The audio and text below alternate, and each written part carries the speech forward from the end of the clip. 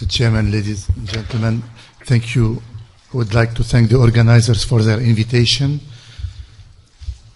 You can see here my disclosures. If you look at the infection is a major cause of mortality. You can see here in white, and through the years, you see at least during the first 6 months, infection is related 40 to 50% of liver transplant recipient would die from infection or associated with infection. You can see in blue the general causes and other technical or surgical aspects. The problem of bacterial infection is the last decade, the emergence of antimicrobial resistance in transplant centers.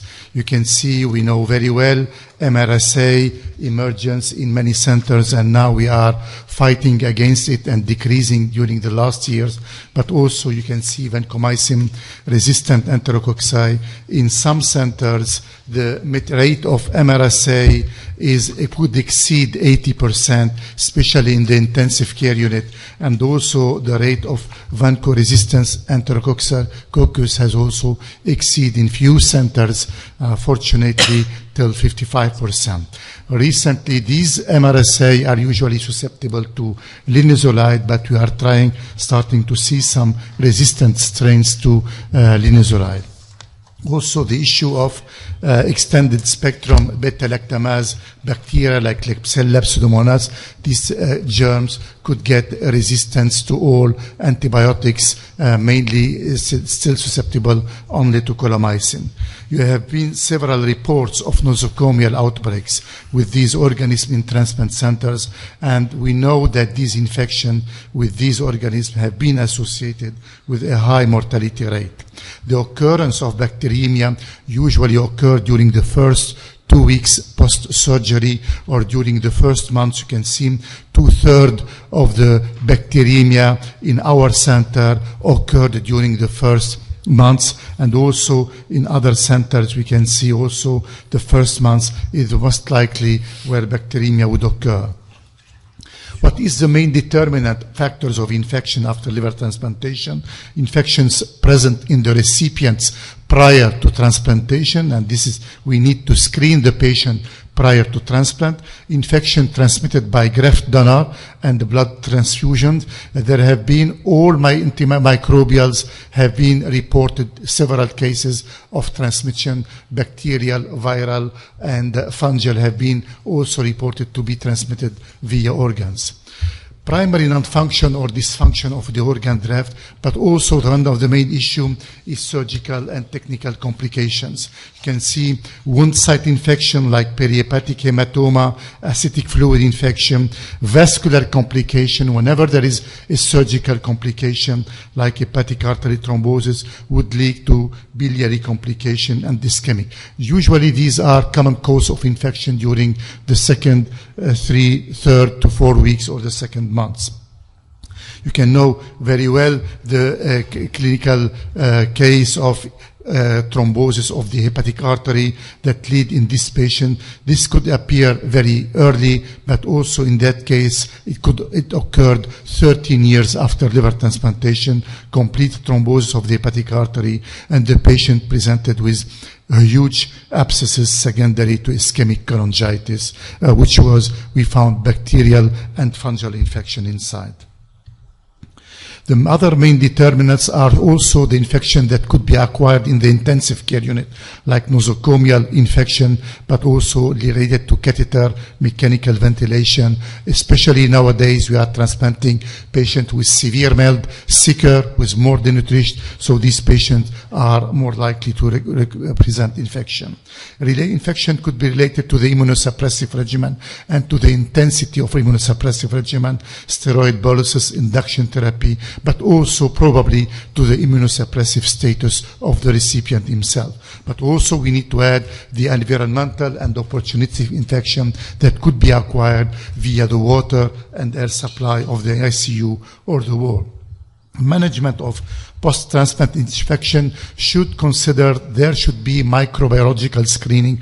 We usually screen all the site twice a week in the ICU for the patient and once a week once he goes to the ward till discharge. An aggressive infection control measures. You have an aggressive microbiological surveillance program for the patient, but also a microbiological surveillance program for the environment. So we measure, we test the water, and we protect against the air, against aspergillosis, which are higher risk.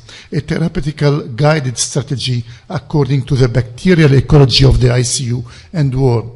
You have to determine what resistant you have the ICU, and like this you can adjust your prophylaxis and your treatment.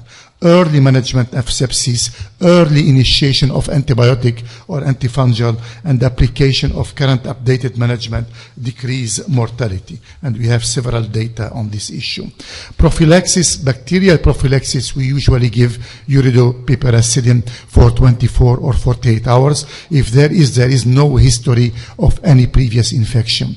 If there is a history of previous infection, especially previous history of angiocholitis, abscess, ascites, bacteremia, we try to adapt the antibiotic against the bacteria that was existent in the recipient before. We keep the antibiotic several days till we are sure that the drainage liquid, that everything cultures are negative after transplantation.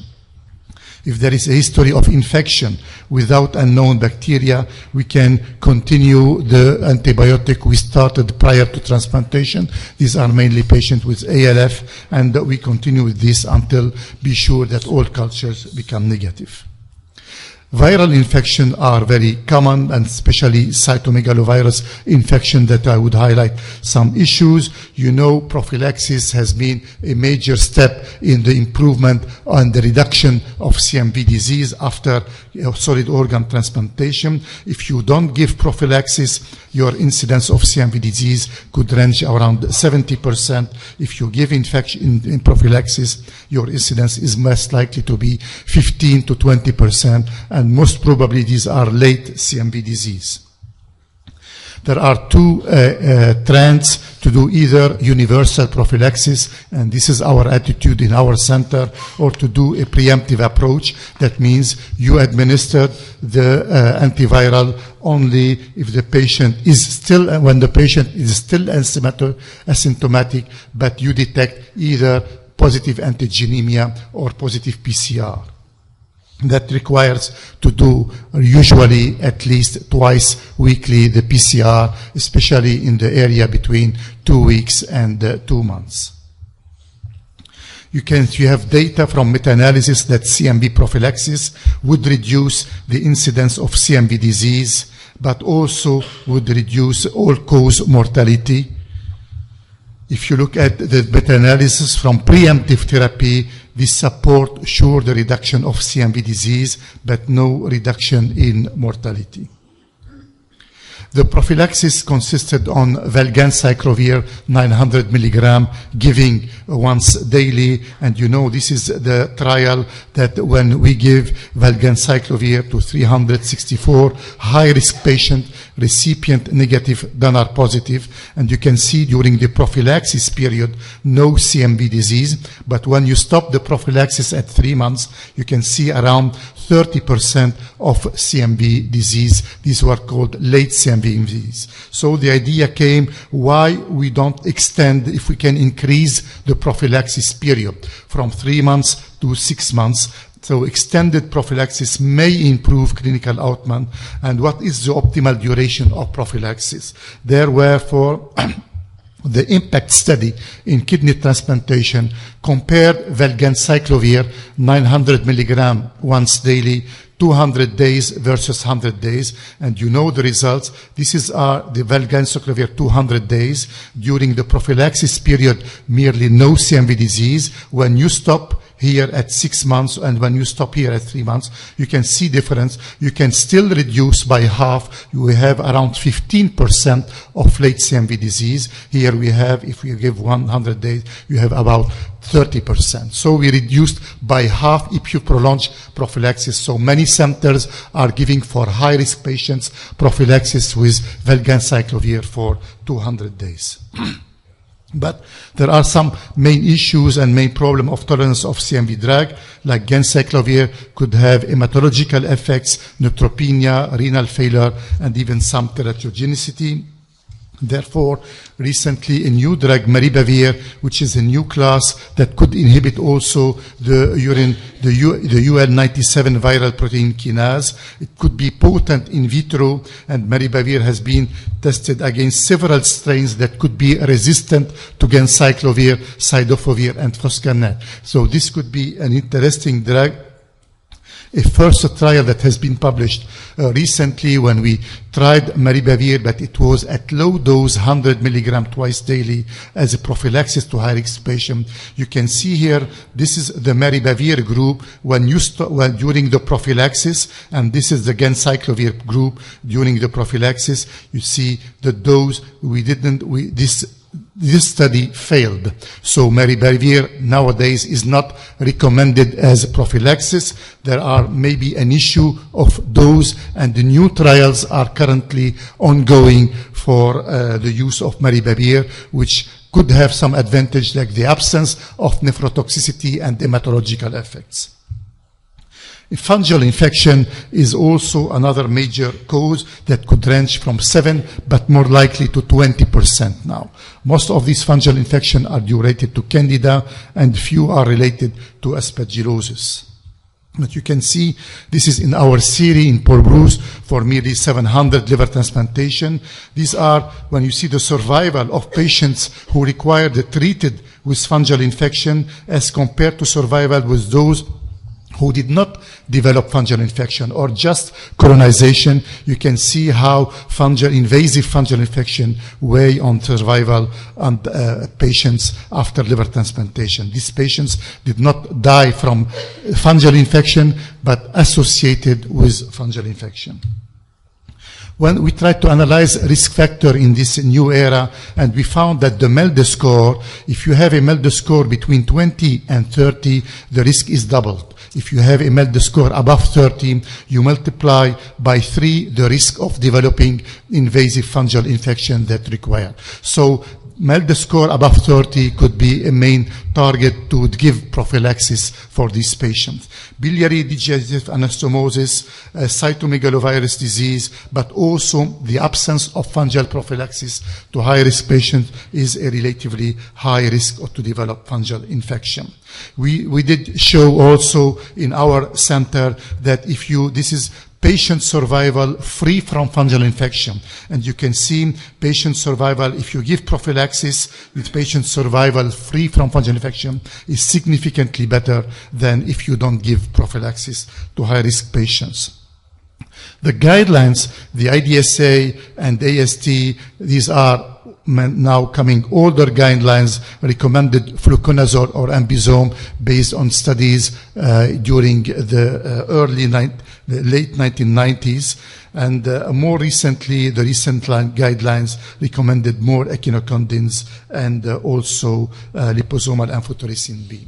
We recently did the TAMPIN study, which just the paper is now being to submit. This was a randomized controlled study to give to high-risk patients, and we define high-risk liver transplant patients, either after liver transplantation, an echinocandin, micafungin for 3 weeks, and we compare to the standard care. In some centers were using fluconazole, other centers were using ambisome, and few were using caspofungin.